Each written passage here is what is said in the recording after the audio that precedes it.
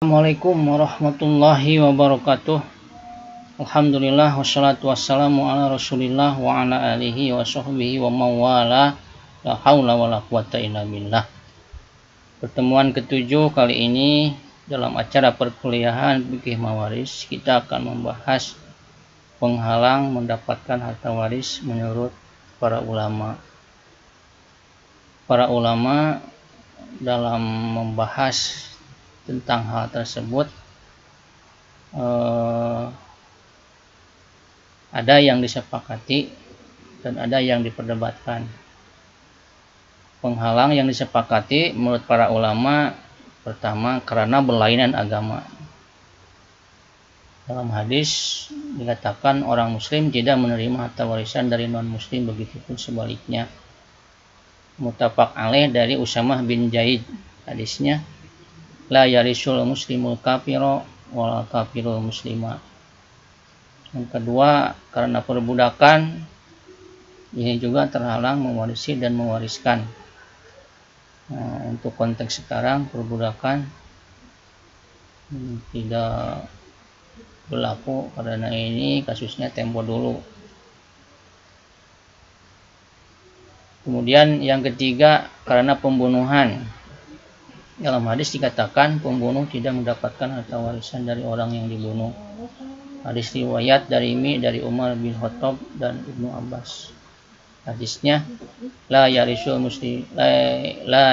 qatilu syai'an minal maqtul. Contoh kasus seorang anak membunuh bapaknya, maka seorang anak tidak dapat waris dari bapaknya. Hal ini diperkuat oleh sebuah kaidah fikih dalam kitab Al-Asbah wan Nadhair karya Imam Jalalain Asyuyuti.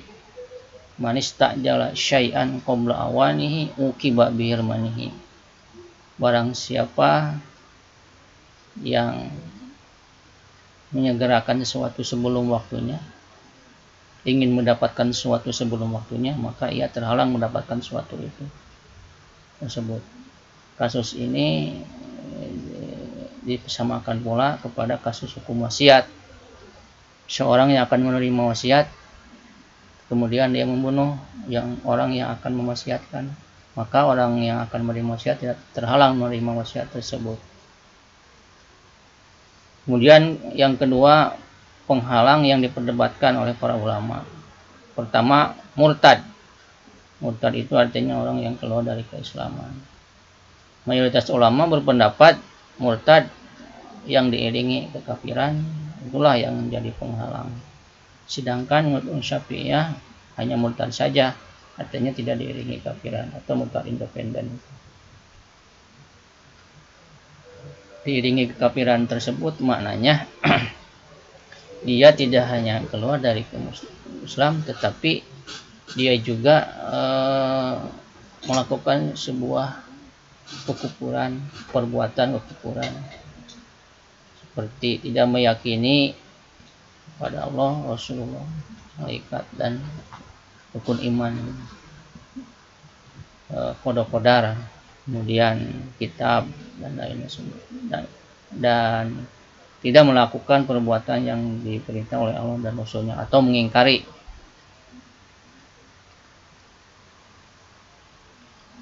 Kemudian yang kedua berlainan agama di antara sama orang kafir, baik kafir dini, harbi dan musta'min. Para ulama Hanafiyah, Syafi'iyah dan Hanabilah berlainan agama tersebut menjadi penghalang saling mewarisi. Sedangkan menurut Malikiyah dan Hanabilah tidak menghalangi saling mewarisi. Lalu yang ketiga, ketidakjelasan waktu kematian.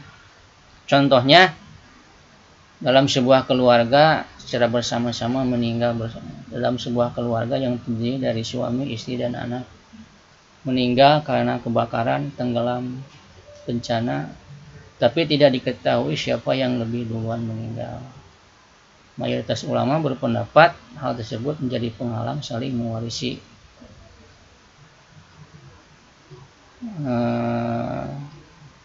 Kasus tersebut kalau diilustrasikan suami, istri, anak.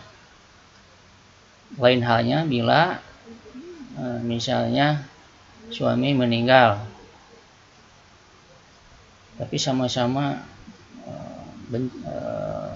tenggelam, kemudian anaknya terselamatkan, begitupun istrinya. Nah, anak mendapat waris, begitupun istrinya mendapat waris. Nah, kasusnya sebaliknya apabila meninggal bersama-sama dan tidak diketahui siapa yang meninggal duluan, nah inilah jadi penghalang saling mewarisi. Demikian para mahasiswa perkuliahan pertemuan ke-7 fikih waris ini, mudah-mudahan ada manfaatnya. Akhirul kalam, assalamualaikum warahmatullahi wabarakatuh.